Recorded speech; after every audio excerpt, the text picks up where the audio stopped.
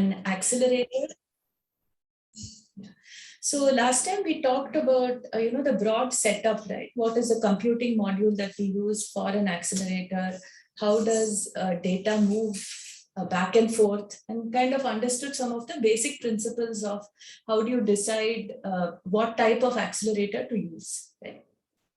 So before we go deeper into this, it's good to understand at a very basic level, what are the programming models which we use to actually design these accelerators. Before we get into that, just spend a couple of minutes on hardware versus software programming paradigms. So since this class is from students with a varied background, so those of you who have done software programming such as C or C++ or Java or Python, this is basically, what you are doing actually is you are programming hardware, which is a CPU, right?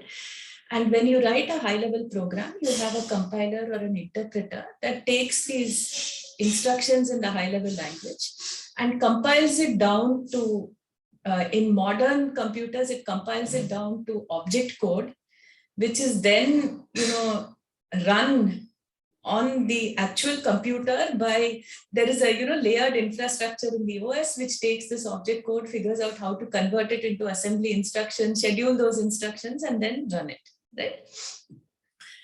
If you have programmed a DSP, sometimes the correlation between the way you write the instructions and the way it is scheduled is a little more obvious. But in general, there is actually a lot of optimization that happens even under the hood in terms of scheduling the instructions and so on. Right? And a key thing to remember when you program something in software is that this is always sequential in nature. So the order in which you write commands is the order in which they are executed. Right? And it is the computer architecture and the compiler which is smart enough to understand, what dependencies are there between your data, and at a fine-grained level, it takes care of how instructions are scheduled so that you get optimal performance.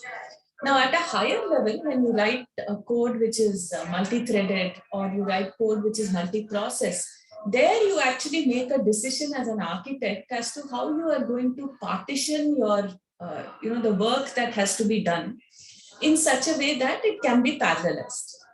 Okay? So two different ways of scheduling instructions based on your understanding of the workload. One is done automatically by the compiler, another is done more manually at the software architecture level. And when you write programs in software, there is no sense of time. That is, when you write the program, you don't think about, whether an instruction will take 1 second to execute, or, 100 milliseconds or 5 minutes, right? You only think about order. And when you think about the complexity of a program or an algorithm, you think about it in terms of, how does it vary with regard to number of operations, right? So if you do search, is it order n, or is it order n squared, or order log n, or n log n, or whatever. Right? Now, hardware, on the other hand, is inherently concurrent. And what I mean by that is that the performance of anything that you want to implement in hardware, or that you describe in hardware, is actually determined by a clock. So any hardware description language like VHDL or Verilog will basically allow you to define at what is called the register transfer level. It will allow you to describe your operations in terms of a clock. So if I had to, let's say, add two numbers, I would basically say, I'll bring my inputs in and save them in this register. And when the inputs are ready to load, my clock starts ticking. My adder takes the inputs, adds them, right, and writes them out to this output flow. And in the next time the clock ticks, the data will be available to be read. Right? And so this notion of how much time something takes is very inherent to hardware. And if you were describing a complex design, basically what you would have is you would have a large number of domains like this. There, you have different clocks running at different speeds, which do computation. And, they read the inputs required from somewhere and write them out somewhere. Now this could be, flip-flops, it could be shift array, it could be memory, anything. Right? And in general, FPGAs tend to use flop-based design rather than latch-based design. So we'll consider flops which are operated on the edge of the clock for now. And I hope most of you have seen at least some variation of this in an initial digital logic class or something like that. So,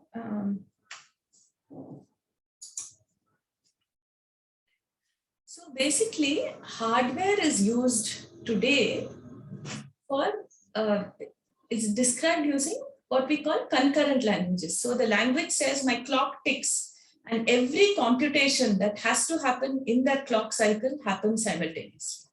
Right? And so this is called describing something at the RTL level where you actually specify where your registers are, right? And you use languages such as VHDL, Verilog, or System Verilog. Now we also, it's very common today when doing design to describe hardware at a behavioral level. And this is more for simulation so that, you have an easy to describe golden model that you can verify functionally against your actual hardware. And today people use System C and System Verilog for some of this behavioral level description. Sometimes they use C or C++ as well. Right? And C and C++ have been used more commonly for describing simulation behavior at a high level for a while now. Right? It is today now it is quite common to actually use them to also describe behavior that can be synthesized and implemented. So basically we have special compilers that generate the hardware. Okay, so now I'm going to throw a question open to the class. What do you see? Can you think of any challenges with generating RTL code from C++? Now the whole, FPGA flow that we talked about, right? If you remember in the second lecture, we showed this flow where you have, you bring in your input in an RTL format and you run synthesis, which converts it to gate level designs. And then you take, run place and route to decide how to place those gates and how to connect the wires between them, right? And do sign off. Right? Now remember this, so to generate any kind of hardware implementation, you need an RTL description. And that is what all these compilers do. It's called high level synthesis. So these compilers generate RTL from a C or C++ description. Okay. So what is the main challenge with doing this? Anybody wants to? Ma'am, this is between ma'am. In RTL, probably if you want to work on a certain operating frequency, I think we can insert FIFOs or registers in such a way so that we can control the clock frequency. Whereas in HLS, I don't think you'll be having complete control on the operating frequency. The PLL would be scheduling some frequency, but maybe there might be some ways which the compiler will provide, but I don't think we can exactly get a certain frequency. Or else I might be wrong as well. Yeah, so I think you're quite close. So basically when you are generating RTL, when you write RTL by hand, right, you specify, as you said, you specify exactly where your registers are, right? And you kind of specify exactly what logic has to be computed in a clock cycle, right? Now, the challenge with implementing this in hardware is you have to be sure that you can place and route it in such a way that you can actually run it at that clock frequency, right? If you are not able to meet timing, it means you cannot run it at that clock frequency, right? Now, at a C++ level, as you rightly have said, you don't have any sense of a clock, right? You only have a sense of an order, or you have a sense, if you were using System C, which is an adaptation of C, you have some sense of transactions. So you can say, for example, I'm sending a packet from here to there, right? And that is something you could describe in a higher level language. But how that actually translates to a clock frequency is not in the control of the user. It is under the control of the compiler, right? And so what is a challenge for writing a good compiler for this is actually having the ability to take this description that has no sense of time whatsoever, right? And figure out where should your registers be located, right? How should I partition the logic into, combinational pieces that are computed in each clock cycle, right? So those are some of the things that the compiler takes care of. And so in general, you are right. It is hard to predict, what clock frequency you can run at. It's also hard to predict exactly what will be computed within a clock cycle, because those are things which are under the control of the compiler, right? Now, this is a challenge in one way if you're doing high performance design, because you depend on, the optimization done by the compiler to get your performance, right? At the same time, there are also some advantages when you can use higher level languages. Can you name any of them? Productivity, ma'am. Like, yes, productivity. So it's much easier to write, right? It's automatically generated, right? Now another challenge though, so for anything which is easy to write, verification actually becomes a bigger challenge, right? And the challenge here is in, verifying that something works when there are two very different levels of abstraction, right? In one case, you have, a clock ticking and generating something every clock cycle. On the other hand, at a higher level, you have something which basically is based on transactions that are happening, right? Some data which is moved from, one operator to another. Right? So verification is also something which can be a challenge. Debugging is something that can be a challenge. So if my generated RTL has a bug, let's say something doesn't work in hardware, how do I figure out what in my high level description actually caused that problem?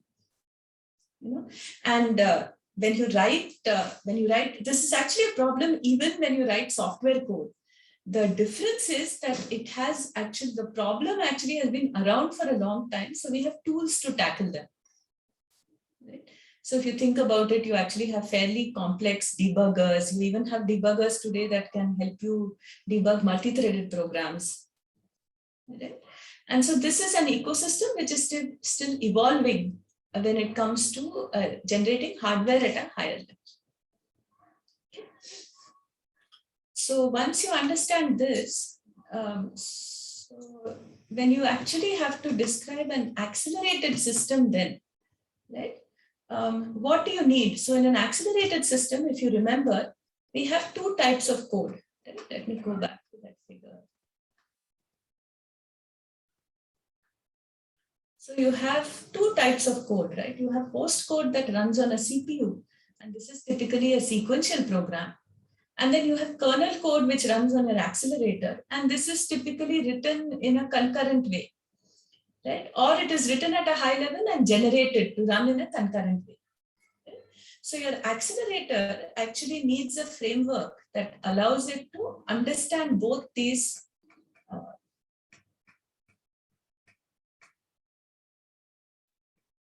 that understands, this setup, right? So you need a framework that will allow you to manage the following. The first thing is you'll have to set up the host and the accelerator, right? You'll have to define your memory address spaces in both. You'll have to manage communication to and from the host and the accelerator. You have to be able to define and schedule tasks. You have to be able to say at a high level, this task has to be implemented on the kernel, right? And I have to be able to set up the kernel with a hardware description that will actually run on whatever accelerator I use, whether it's a GPU or a FPGA or something else, right? Manage these queues of tasks, right? So these jobs are actually accomplished by frameworks such as OpenCL, okay? And the specific way that you program an accelerator, it depends on the choice of accelerator, right? So if you choose a GPU for an accelerator, you may use a framework such as CUDA or OpenACC. Right? If you choose an FPGA as an accelerator, then you may describe your kernel in a language such as, OpenCL itself, apart from the framework, also allows you to define functions, describe your kernel functionality at a high level. Or you may choose C or C++, or you may choose a language like BlueSpec, or you may choose to even write it in Verilog. Right? That is a choice which is open to you as a developer, depending on the trade-off that you are willing to make between productivity and performance. Okay, so I'll stop here and hand it over to Suresh. So we can, we'll cover more details on this when we actually talk about OpenCL and some of these languages in little more detail. Okay, so thank you, Padmini. So I'll start.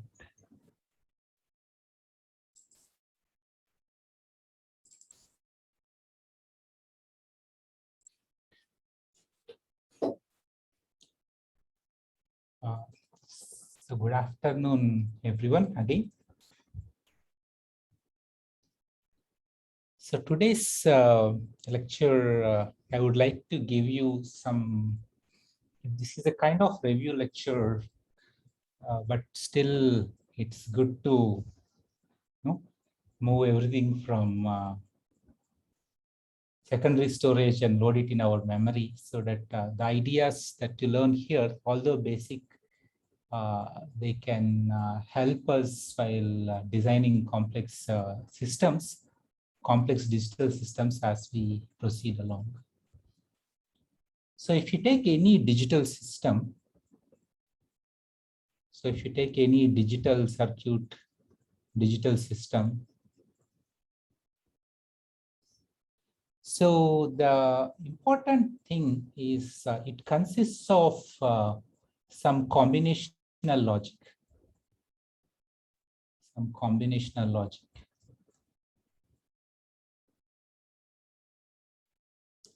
and some state elements. Any system, if we consider, it will have some combinational logic and state elements. And when we think of combinational logic, so any combinational logic, we know all these. So we have AND gate, OR gate, NOT gate, so or NOR gate. We use these gates and we put them together to do some interesting computation.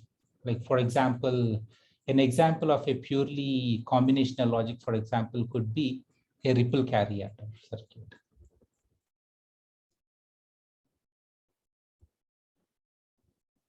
Or some multiplier circuit, okay, FP multiplier, floating point multiplier circuit. So we have, so usually if it's some function f and applied, we will get some output b, and that function f is realized using the gates and or not, nor, and other gates. And when we think of state elements, the state elements consist of registers which are composed of flip-flops. So registers using flip-flops, or we can even use latches. We can design even registers using the latches. So, so what are the things that we need to keep in mind? How, when we have a particular system in mind, how the state elements and how the combinational logic together interacts with each other. And along with this, you will see that there is memory also. Memory, usually when we think of registers, the registers are in the order of hundreds of registers maybe.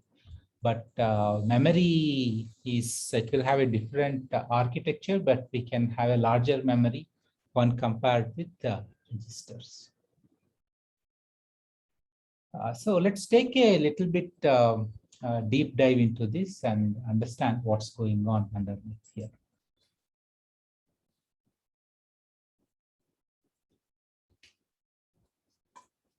Just give me a moment.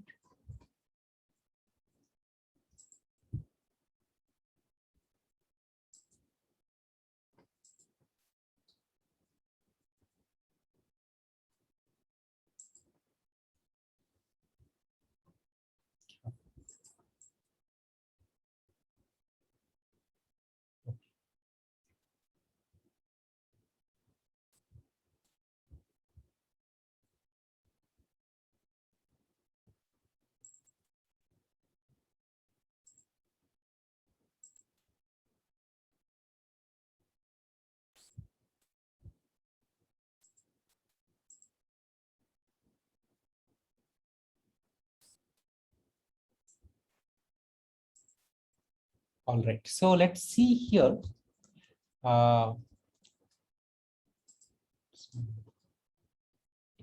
So here, if you look at this system, any system, it will have some state elements. So here we have a combinational logic here. And as I said, no, like the combinational logic consists of some wires, some gates which are connected through wires. And then you can see a state element here. This is a state element S1 and state element S2. And these state elements S1 and S2, they are, in this case, they are registers, and they are negative edge triggered. So you can see the bubble here, they are driven by a falling clock edge. So what happens is at a falling clock edge, we latch this register S1, latches whatever information that is present on these incoming wires. It gets latched into the state element S1, and during the clock cycle, so this the signal flows through this. The signal lines, they flow through this combinational logic, and they reach the state element S2. And at the next falling clock edge, whatever that is present on these input signal lines, they will be latched into state element S2, into register S2. And we possibly looking at only part of the subsystem, and the whole system will have pairs of modules which look like this. There is a combinational logic which is fed by a input register, and the output of the combinational logic is fed to another register. Any complex digital system, if you think about it, it can be broken into parts which look like the structure that we are seeing on the screen.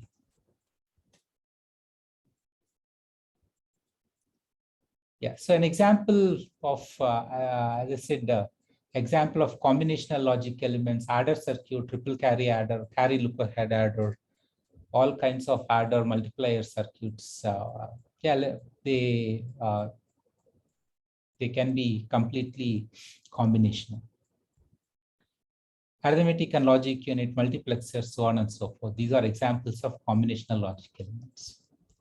So when I say multiplier circuit is a combinational logic, we have to take it with a pinch of salt or with caution, because if you look at the multiplier logic as the multiplier circuits logic, it can have state elements within. So, but let's say the simple ripple carry adder that we have seen in the first level digital systems course, it's a good example for a purely combinational logic circuit. So if you are working with, let's say, a 32-bit register, a 32-bit register is realized using a sequence of 32 D flip-flops. So this D flip-flop is a very fundamental structure, memory element that we need to understand. So you can see there is an input line D that is coming in here, and there is an output line Q that is, if you look at Q, whatever the state that is latched into the internal state of the D flip-flop, you can sense it there. So here, if you see the clock signal, this is a negative edge triggered D flip-flop. So if you look at the first falling clock edge, so at this first falling clock edge, what happens is, so whatever the signal that is present on the input D line, it will be sensed and it will be latched into the internal state of the D flip-flop. So here we can see whatever the signal that is present, it gets latched into the internal state of the D flip-flop. And so the signal D from here to here, it can be anything. It doesn't matter. It doesn't affect the state of the D flip-flop, but whatever the signal that is present at the falling clock edge, it gets latched into the internal state of the D flip-flop. Similarly, so after this, the signal D can change. Like for example, here you can see the signal D changed, but it didn't. It wouldn't affect the state of the D flip-flop. The signal Q still remains high. But again, the next falling clock edge, you see, so the input signal is D and it is 0, and it gets latched into the internal state of the D flip-flop. So this is a very fundamental element that we need to understand, and it will be used, it's a building block. It is used to build registers, and we use registers to build more complex digital systems.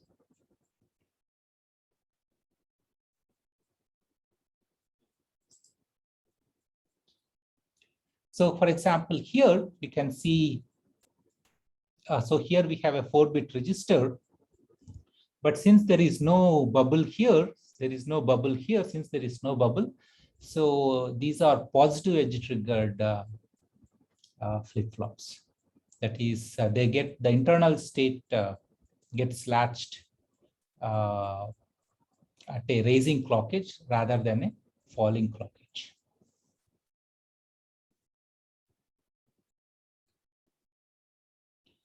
So usually, if you see in this register, we at every rising clock edge, whatever that is present on the parallel input lines, PA, PB, PC, PD, they get latched into the internal state of the corresponding flip-flops. And we don't want that to happen. We want only in certain clock cycles to update the register. Like for example, all of you know, like when in processors, when we talk about design of processors, so when we have an instruction such as add R1, R2, R3, so when the processor is executing this instruction, we want to update only register R1. We don't want to update the other registers, right?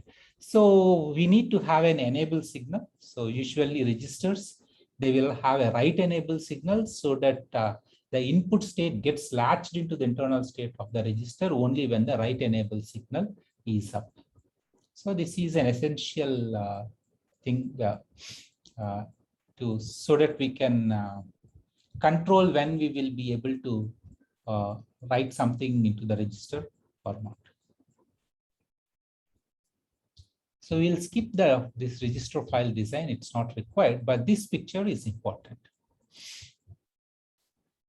So here we have a negative edge triggered D flip-flop, and here you can see the clock signal, right? So if you want to write something into this register, so whatever that we would like to latch into the internal state of the D flip-flop, it has to stabilize. Let's say this is time. So there is, let's say this time setup time, let's call it as TSU. TSU stands for it is setup time.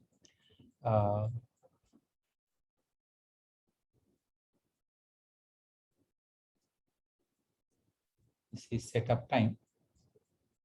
So this signal, and then there is this time called as hold time. Let's call it as TH, hold time.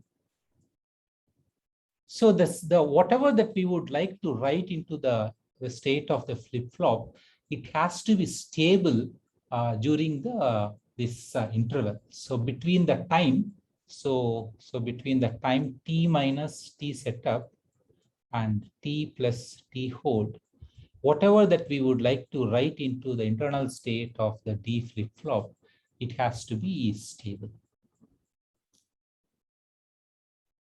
All right. And then what happens is, and then we have the clock to Q time, and after some delay, the signal that we are writing into the D flip-flop, it gets reflected after a certain delay called as clock to Q time. Let's call it as TCQ. After a delay, TCQ, it gets reflected. So setup time, hold time, clock to Q time, these are three important parameters that we need to keep in mind.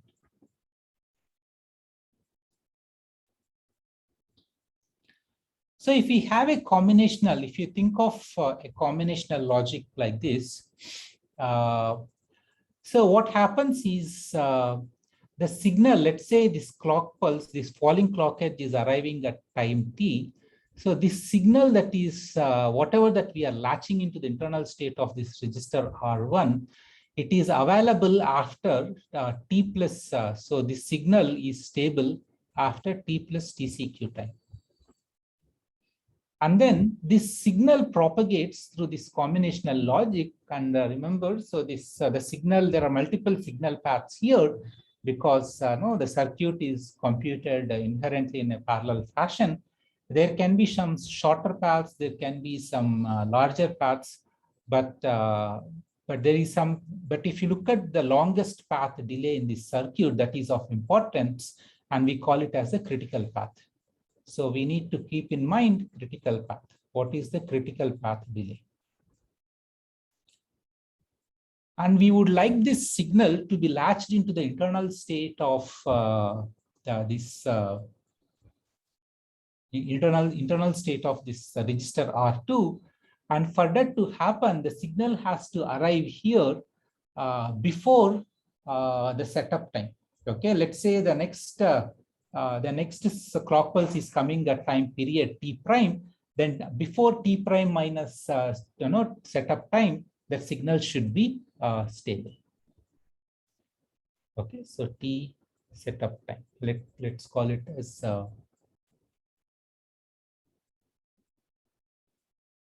t. Yeah, so t setup time, whatever it is. I forgot what notation I used here.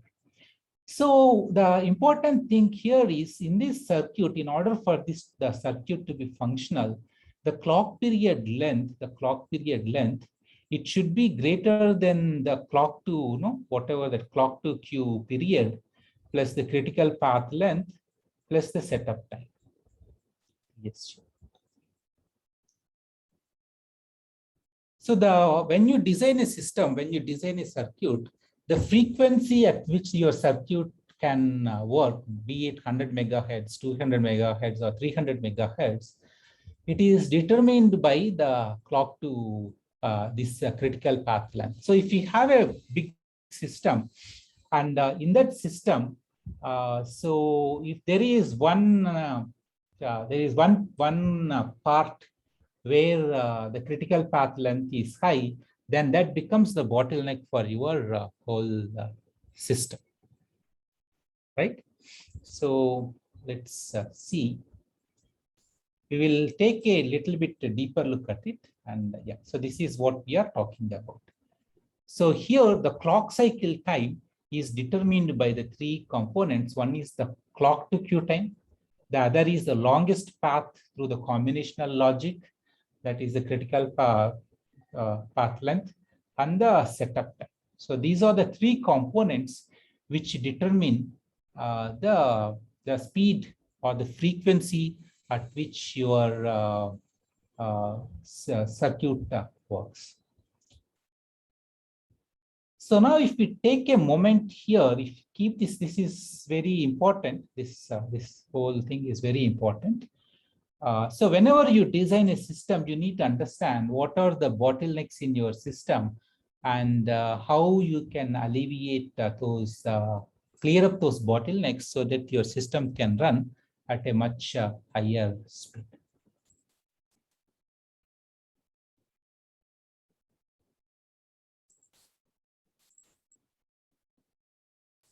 So if you have a, like, for example, if you have a system like this, So this is for register R1.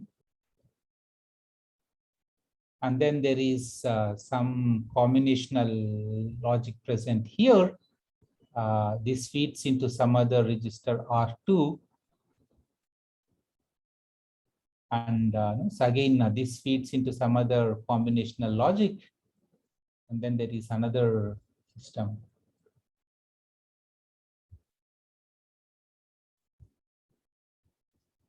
So if we look at, let's say, the critical path length, assuming the setup time and TCQ times are the same, let's say the critical path length here is C1 and the critical path length is C2, then what happens is your clock time C1, it should be greater than max of, and if there are k-such systems, so it should be greater than C should be greater than max of C1 to Ck, plus there is a TCQ time plus TSQ time. So if there is one system which is, if your system is not appropriately balanced, then that becomes a bottleneck for you. And because of that, so like, for example, like in your arithmetic and logic unit, when you're designing a processor, so your processor, there are many instructions your ALU supports, like, so add, and exclusive or. So all these, if you look at each of these instructions, they kind of map to some computational structure in the ALU. If you look at the corresponding circuits, the critical path lengths could be approximately be the same. But then if you have a floating point add or floating point multiply, then the critical path length for a FAD or an FMUL operation, it could be very large. And if you just use plain simple combinational logic to realize this FAD and FMUL circuits, then the whole system gets slowed down. Your processor, instead of being able to run at 3 gig speed, it may end up running at 1 gig speed because it is supporting some operations which are extremely slow, whose critical path length is low. So then the processor manufacturer have to find a way to see how an alternate way to solve this problem. Okay, and that would be bad because, many applications which doesn't rely on floating point arithmetic, they pay the price although they don't use these operations, right? So in order to solve this problem, so processor manufacturers use a variety of ways while designing the processor. So we will see, so what are those ways in the next 15-20 minutes, what strategies processor manufacturers use to solve this problem. And if you think about it, one super simple way of solving this problem is, or let's go back, is, let's say this the critical path length for this is 10 nanoseconds. The critical path length for this is, let's say, 30 nanoseconds, if we have something else. Then one simple way of solving this problem at the face of it is to see if we can kind of split this combinational logic circuit into two parts and introduce a register in between.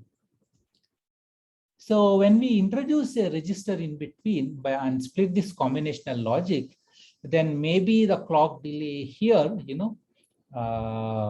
this will take 15 nanoseconds. The critical path length on the left side is 15 nanoseconds, and maybe the critical path length on the right side is 15 nanoseconds. Well, it may not be exactly be divisible like that, but let's say for the sake of, in this example, in this example, it's possible. So if you see, then what happens is so once you are able to do it, then the lower bound on the clock frequency goes down.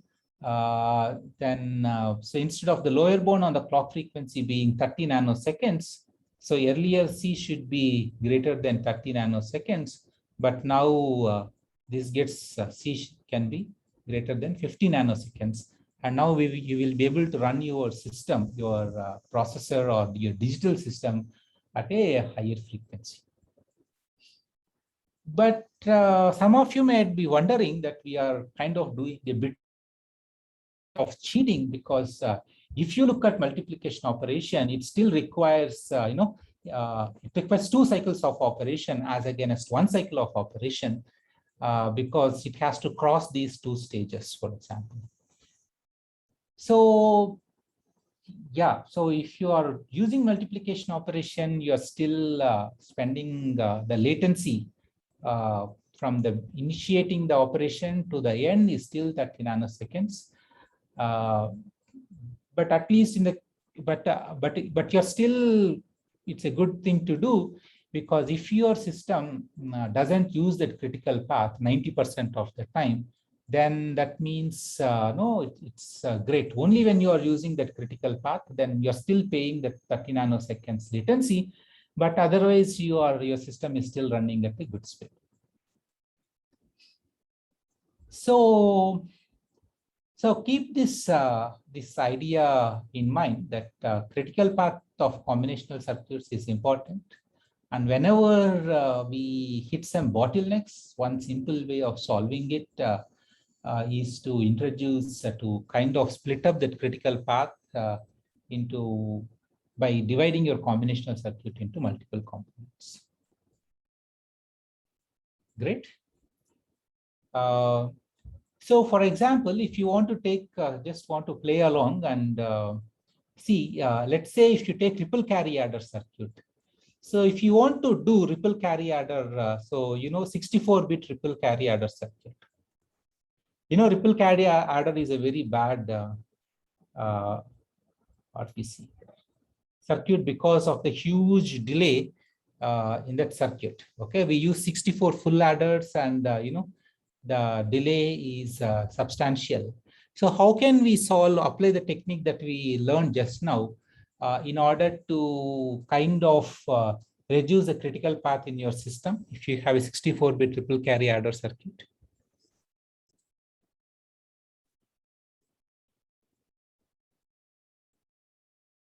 You can put it in the chat message. I know it's not too difficult, but still for the sake of, to kind of make it.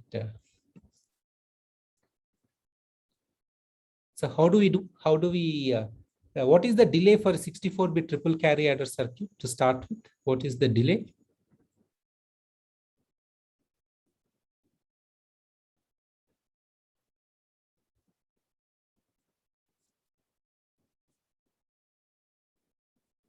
Abhishek, Adarsh, Aditya, Harsha. So if the carry delay and some delay is given, we can calculate. Okay, so 64 times 1 full adder delay. How can we, so it's a huge delay, right? So how can we make it into, so 64 times 1 full adder FA delay. Okay, so how can we now, so make it, reduce the critical path length? So Kalisha says, divide it into K chunks, add parallelization. How do we add parallelization, Aryan?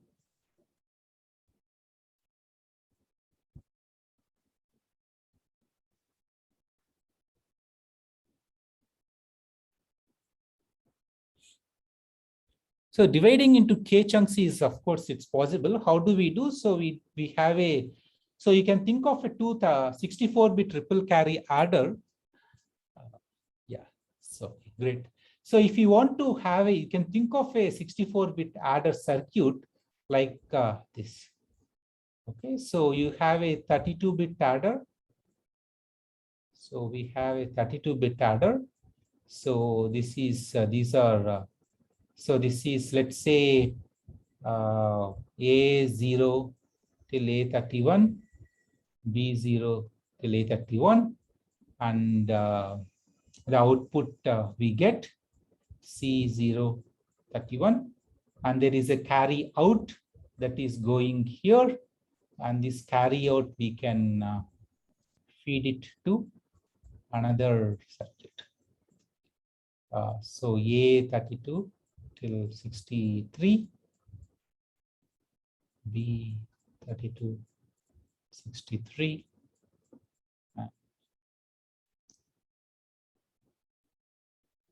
Okay, this is also 32-bit adder circuit.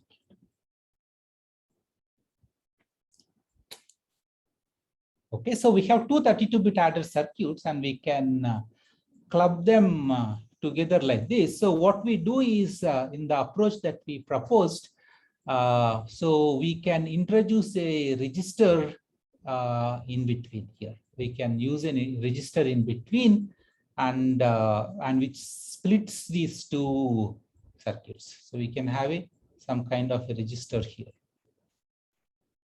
So now the addition happening instead of one clock cycle, we use two clock cycles to perform the addition. But the clock cycle length, no, it gets reduced. We can roughly make it into half. Right? Are you all with me here? So when you look at this system, so when we look at this system, so what we are trying to do here is the whole addition process, we have split it into two parts. So we have split the addition into two parts. This is 64-bit, sorry. So there is a 64-bit addition. We divided the 64-bit addition into two parts, A1 and A2. Okay. So the first addition is the addition of least significant 32 bits corresponds to A1 part, and addition of the next most significant 32 bits correspond to the A2 part.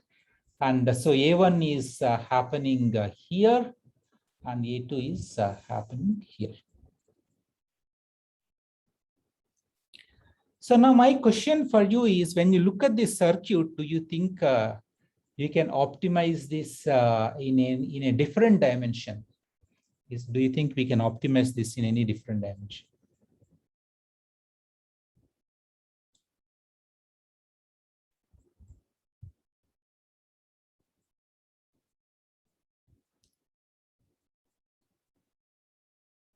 Excuse me, sir. So I have one doubt in this system which we created. So we're saying that in A1 and A2, in A2, the first addition taking place is of A32 and B32. Yeah. But how will A32 and B32 addition take place unless C out for that is not generated? And C out for that will not be generated until all the addition take place in the first A1 32-bit editor. Yeah, that's true. That's the reason we take two clock cycles. In the first clock cycle, the component A1 will be active, and in the second clock cycle, component A2 will be active.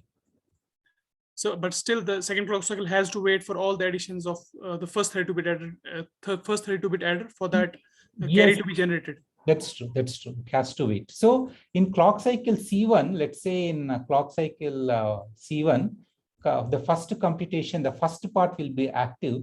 In the clock cycle C2, the second part will be active. And in clock cycle C2 only, C out is available. So if you think about it, that's what we are saying. So if you think about it in terms of latency, if you think, the latency of the whole addition operation is still the same. But we are able to run our system at a higher clock speed. Does it make sense? So how higher clock speed? Please explain. Because the critical path length in each part is less, no? Because the critical path length of the 32-bit adder of A1 and A2 adders, it is half when you compare it with a 64-bit triple carry adder. So because of that, you can run your system, your digital circuit at a higher clock speed, but yeah, but it requires two clock cycles, yeah, to solve the problem. Okay, sure. Yeah. So do you think we can optimize on area by any chance? The amount of circuit, the number of gates, on FPGAs, the number of the available LUTs or whatever is limited, right? So do you think we can optimize on area? Yes, sir. We can reuse the adder by sequentializing. I mean, first set we give A0 B031, and Yeah. then in the second clock cycle we can change the inputs. Yes, exactly. So excellent. So in the second, so an alternate in this particular case, like this A1 and A2, as you can see, we are able to improve the clock frequency, but latency is the same. But we can kind of reuse the same circuit in the first cycle clock cycles. In clock cycle C1, we can add the least significant 32 bits, and in clock cycle C2, we can add the most significant 32 bits, but the circuit just remains the same. Okay, like the picture can be something like this. So you have a 32-bit adder circuit. You have a 32-bit adder. So what we have is we have so two inputs. This is A, let's say this is B, and then there is this output. Okay, and then so there could be one more input also, that is C out. Whatever, there can be some carry bit here, which is being fed to the adder, and then we can have some kind of multiplexer here. So multiplexer. So that we can have a multiplexer here. The multiplexer takes two kinds of inputs. Okay, and that is being fed here. So I'm sorry, the picture is not quite clean, but I guess I hope you get the big picture here. That is initially, when you are in clock cycle C1, we want to route the lower 32 bits. Yeah, we just want C out, right? So just 1 minute. Yeah, let's say this is the C out bit. Whatever the bit that we come, we want to. Okay, this picture is bit wrong. Let me, because we just need the multiplexer for C out. We don't need it elsewhere. So let me erase this. But we need to put a multiplexer in a different way. I will show you a different picture where this makes sense. But all I'm trying to tell is we can reuse this 32-bit adder circuit in clock cycle C1.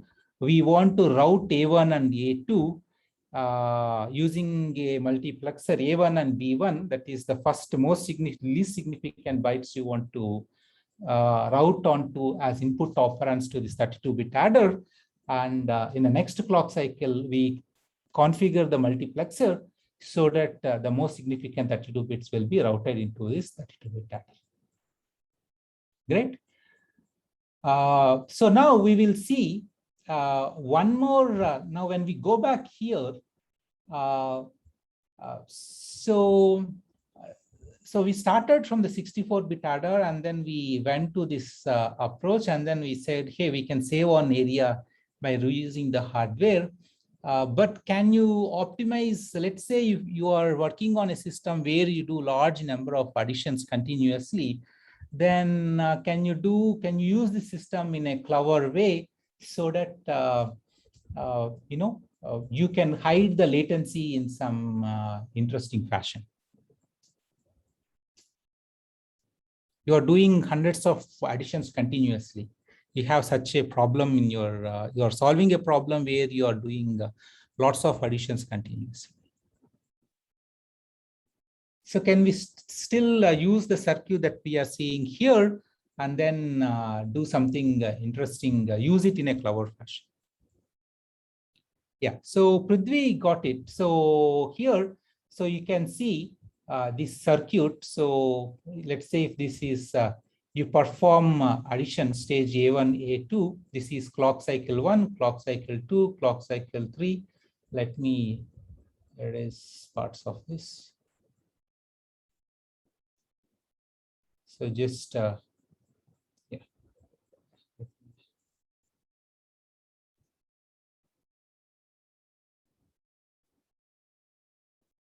So we have this addition which is happening in two stages, A1 and A2. So in clock cycle 1, so an addition operation enters the circuit, and in clock cycle 2, it enters the stage A2. And then in in clock cycle 2, there is another addition operation which enters stage A1, and then in clock cycle 3, just the addition operation moves on to stage A2. So like this, if you see the clock cycles 1, 2, 3, 4, 5, 6, 7, 8, so on up like this, what happens is our circuit here, it keeps at any state. If you see in clock cycle 3, there is a certain addition operation. Let's call it as this addition operation. Now, yeah, 10 plus 20.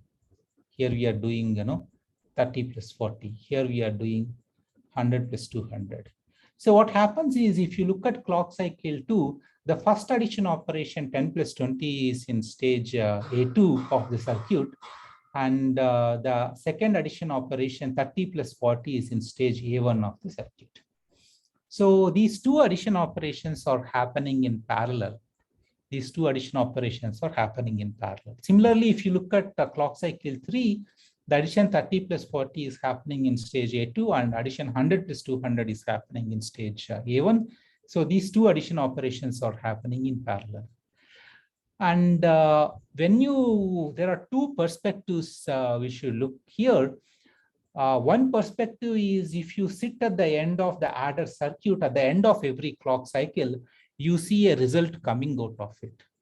So the throughput, if you see here, the throughput here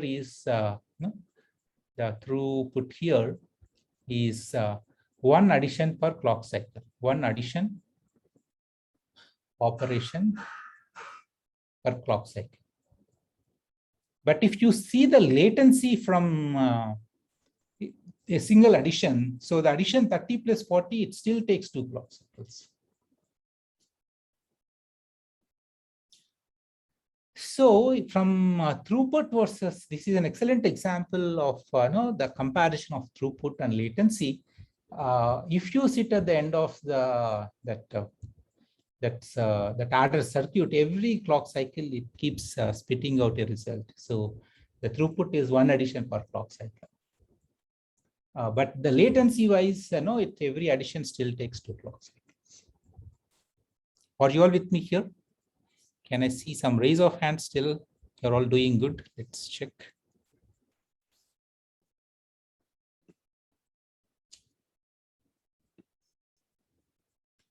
Okay, great.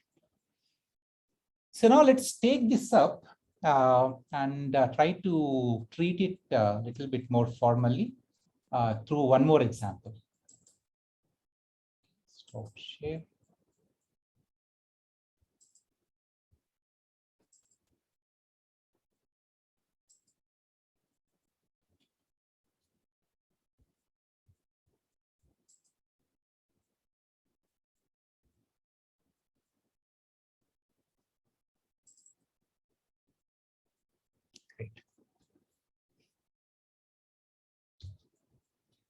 So here, if you see this, all the ideas that we have learned so far, we will try to consolidate again by going through this example. And so here we are trying to compute an inverse fast Fourier transform. So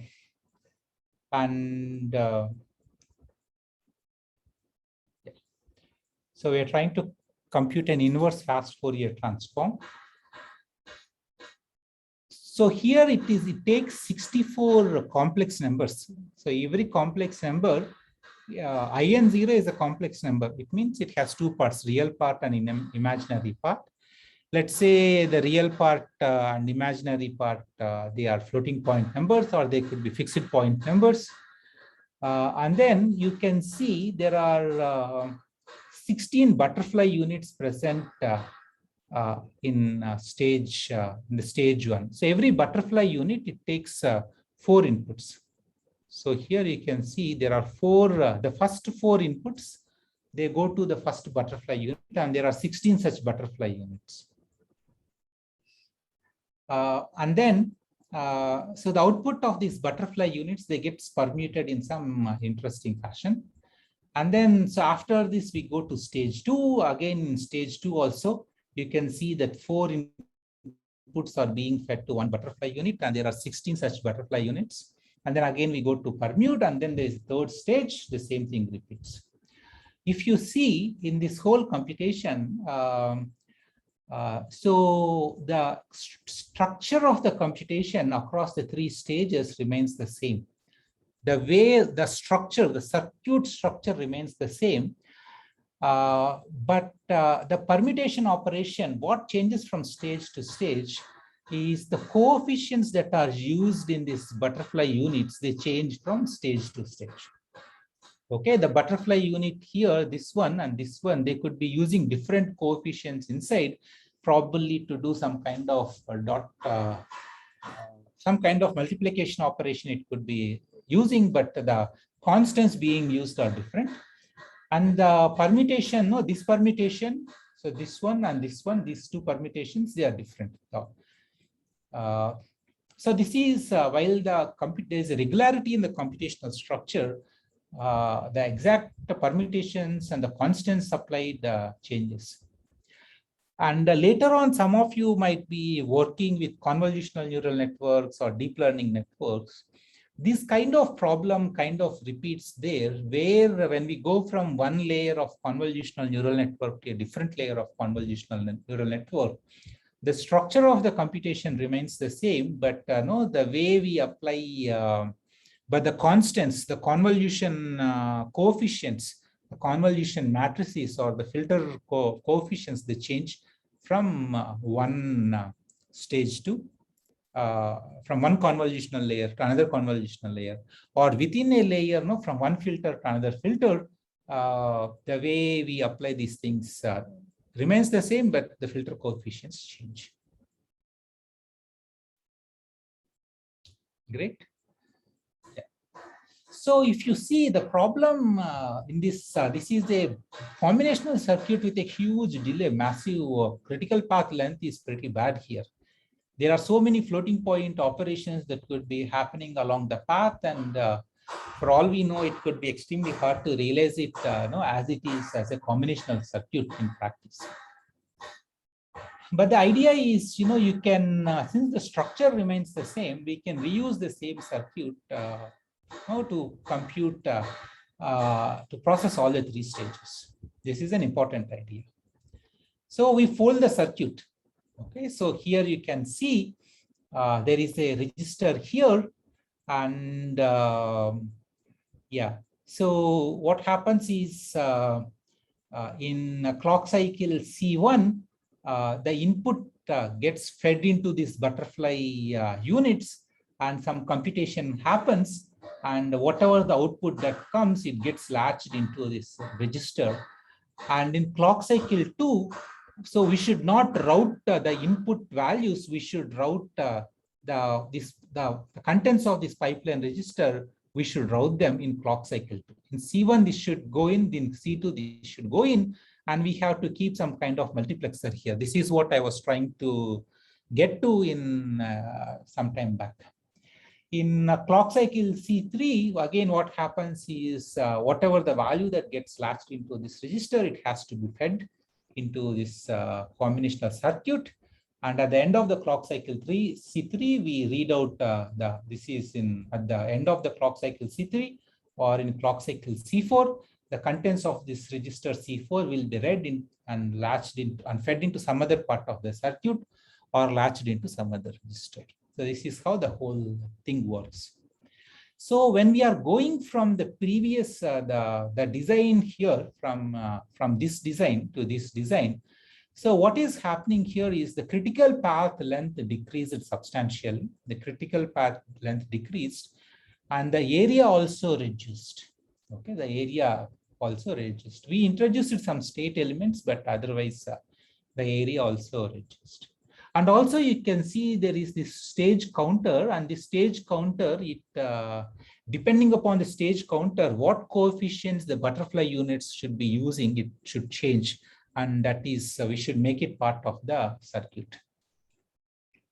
So these are the things that we commonly do. Like for example, in one stage we could be applying filter 1, in another stage we could be applying filter 2 in the case of CNN. So no, and we need to maintain some counter or some information somewhere to know to that, hey, in this particular cycle or in this particular sequence of cycles, this is what I'm going to do. Great. Yeah. So this is this. So then how the, for example, if in this folded circuit, first IN0 to IN3, they went in for C1. Yeah. And after the permute, there is some coefficients here. And we are sending in C2 from the register, we are sending the same IN1 to IN3 with modified coefficients of permutation 1. So after 3 cycles only, we can get the out 0 to out 3. That's true. And after at C4, we'll be sending IN3 to IN4 to the next IN7. So that way, it will take long time for all the ions to process, right? Instead, in the previous way, it was almost like by 3, or it was like. That's true. So in the in the previous case also, let's go here. Let's say in the previous case, the purely combinational logic case, PCL case, let's say the clock cycle length is for each stage, let's say it takes 10 nanoseconds. So 30 nanoseconds is the critical path length in the previous case, case 1. Okay. Okay, I got it now. Yeah, so we are using 16 butterfly units, so all the ions will go in for the first, 64 by 4. So like in 16 units it will go, and in after 3 cycles it will come out out 0 to out. Okay. So the way this is case 1, 30 nanoseconds critical path length and 1 clock cycle. So the time actual latency is equal to number of clock cycles times clock cycle length. So here, if you say 30 nanoseconds into 1 clock cycle, the latency here is 30 nanoseconds latency. Okay. But in case 2, which is what we have, so because of, you split it into, you kind of fold the circuit, the critical path length could possibly increase because of some extra logic we are introducing. Let's say the critical path length increased. So because of that, the clock cycle length should be 12 nanoseconds. It's not 10 nanoseconds, and it takes 3 clock cycles. So if you see the latency here in the second case, it actually increased. The latency actually increased in the second case when compared to the first case. But what we saved is area. And in some cases, the circuit could be so big, we may not even be able to use case 1 approach. We may have to optimize on the circuit size. Okay, so, but what we got here is in case 1 area, case 1 area is much greater than case 2 area. The number of LUTs used or something. I hope you are all with me on this. How in the first case, we are using 1 clock cycle. We are able to, but 30 nanoseconds is the critical path length. So your circuit runs at a lower frequency. In the second case, your circuit runs at a higher frequency, but it requires 3 clock cycles to compute, and the latency is 36 nanoseconds. Okay, so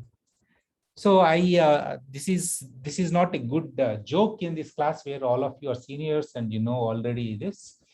But when I teach this in CSO course in the first semester, they do CSO in the second semester. I tell them, just because you go online and see some processor runs at 3 gig speed, another runs at 2.5 or 2. So just because processor speed is high, you just don't shell out money, or you can cheat people by using this approach. You kind of decimate your circuit and reduce the critical path length, increase the clock frequency, And you can sell it to naive people saying, my system runs much faster than my competitor system. That's not how things work. Great. So let's get going.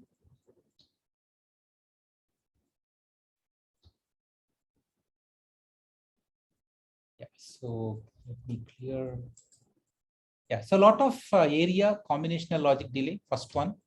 And when you, so now comes the next design that we make this circuit into a pipeline circuit by dividing this whole computation into 3 stages, S1, S2, S3.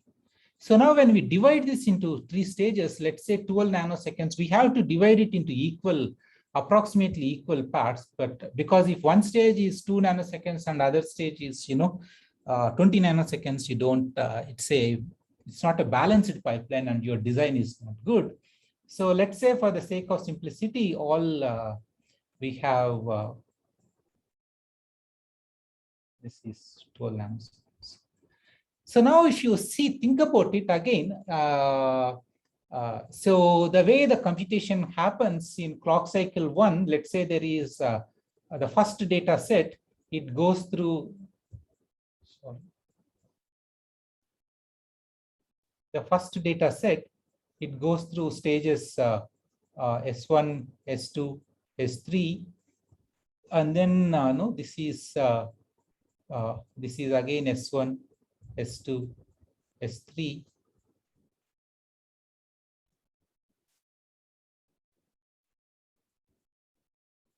Then here we have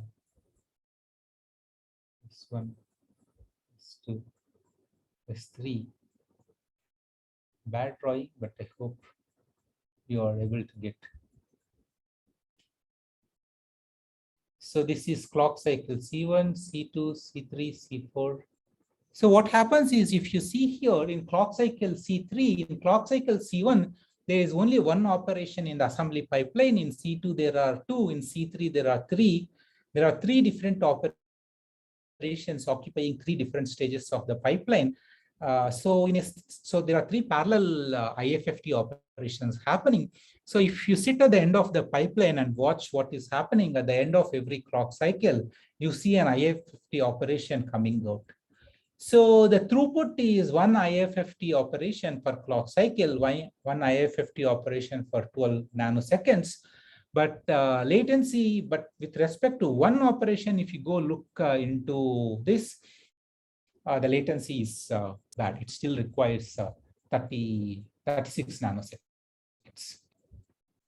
So depending upon the application, whether we are fine with 36 nanoseconds latency or we have to do something else, we need to bother. Okay, in some cases, latency could be extremely important. No, you just want the throughput, you want the latency also, because yeah, so you want a very good latency because you have to make some decision and act upon it. If you want to optimize on latency, then just mere pipelining is not going to help you. You have to come up with a better solution. Like, for example, in the case of ripple carry adder circuit, we are not happy with just improving the throughput. We want to improve the latency. So how can we improve the latency in the case of ripple carry adder circuit?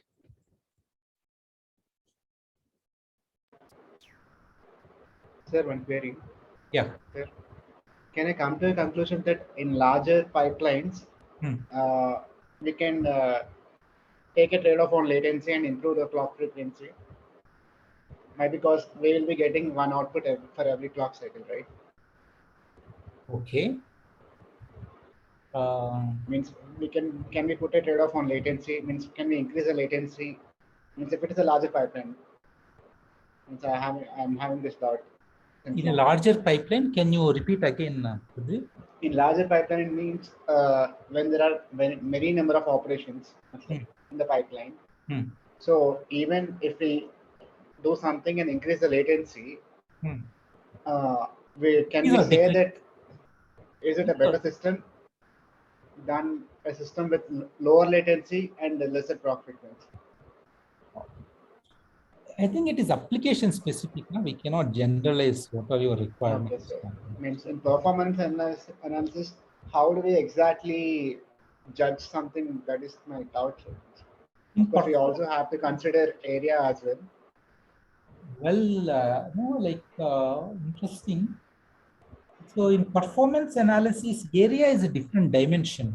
We should not Pareto optimality or something like that we consider when, but at least what we kind of look for is, so if you just look on the speed, if you're ignoring the area, then latency and throughput are two important parameters to look at. And what is so overall, what we kind of look is when we are trying to work on, let's say when we are doing some video processing, we want to improve the latency also by optimizing on throughput at a micro level. Let's say you want to know whether there's a car in the, whether there's an object in the frame or not, no? When for self-driving car. Yes. So for a self-driving car, detecting whether there's a pedestrian in the frame or not, their latency is extremely important. Yes. But while optimizing for that, if you look at the circuit for object detection, you can possibly improve the throughput by overlapping operations and all those things at a micro level, because lots of operations keeps happening. So you might be able to optimize, get good latency by optimizing on throughput, but at a different level. That is one answer. Second answer is for a different problem like traffic light violation, where you are just, you'd want to capture all the people who are violating the traffic light, which is done as a batch processing. There you don't care about latency per se, you just care about throughput. Okay, these two use cases I would like you guys to remember. One is pedestrian detection in a self-driving car versus traffic light violation, which is processed in the data center at the back end, and it doesn't matter, even if you find out who violated the red light after a couple of days or even a week. Okay. Thank you, sir. Yeah. Okay, so I would like to quickly wrap up the lecture. So let's see. So this is the summary picture for today's class. The first is the combinational logic here. It has, there are three things that we should keep in mind. One is there's a latency also, which is not there. So here the clock, in terms of clock period length or frequency of operation, so which is the best? Can we take a quick quiz here? We will close this discussion here. What are the, with respect to clock frequency, is combinational, pipeline, folded pipeline, which one is the best? Pipeline. Pipeline and folded pipeline roughly will be the same. Okay, so with respect to, and so with respect to area, which one is the best? Folded pipeline is the best. And pipeline could be the worst because we are introducing extra registers in the combinational logic. So pipeline is the worst in terms of area. In terms of throughput, folded pipeline is the worst and the pipeline is the best, because in folded pipeline, you see an output in 1 out of 3 clock cycles. Okay, so this is what you can see. Clock period, combinational logic is the worst. Pipeline and folded pipeline approximately the same. In terms of area, pipeline is the worst, followed by combinational logic and then folded pipeline. In terms of throughput, pipeline is the best, combinational logic and folded pipeline is the worst. Okay, so here, right now we are in this picture, we are talking about a small circuit or reasonably big circuit also. But in practice, when we are working with CNNs or some kind of large systems, we may not be able to have these registers, intermediate registers. Yeah, anyway, let me hold off that discussion. I don't want to confuse you. I hope this summary picture that you are seeing at the bottom, if you're all with me here for on this, I'm happy. Are you all good with this discussion? When you are designing systems, no, this picture you need to keep in mind. What is causing the problem? Can I see a raise of hands before we conclude to see if you're all doing good and happy?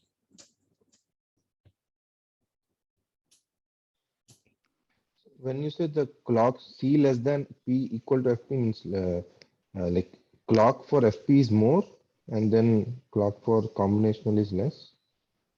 Clock for FP is more.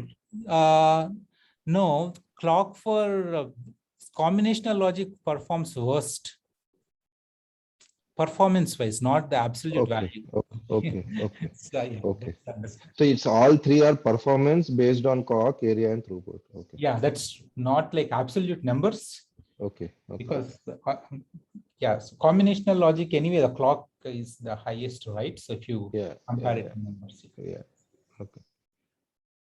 Okay, guys. So awesome. And thank you. So we will catch up next week.